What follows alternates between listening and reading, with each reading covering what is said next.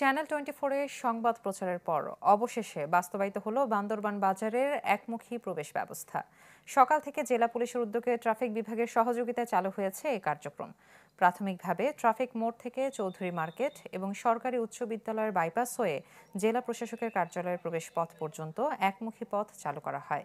একই সাথে সকাল 8টা থেকে রাত 8টা পর্যন্ত বাজার এলাকায় বড় কোনো মালবাহী ট্রাক প্রবেশ না করানোর উদ্যোগ নেওয়া হয়।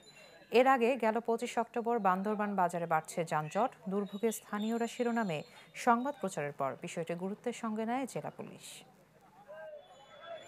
রাস্তার শৃঙ্খলা ফিরিয়ে আনার জন্য আমাদের পুলিশ সুপার মহোদয়ের দিক নির্দেশনা মোতাবেক আমরা এই রাস্তায় ট্রাফিক ম্যানেজমেন্ট যাতে সুষ্ঠুভাবে করা যায় এই জন্য আমরা প্রথমত গতকালকে আমরা মাইকিংয়ে প্রচার করেছি যে আপনারা ট্রাফিক আইন মেনে চলুন এবং রাস্তাঘাটে অবৈধ পার্কিং করবেন না, সবাই রাস্তার ডিসিপ্লিন ফিরিয়ে আনার জন্য আমরা প্রচার করছি।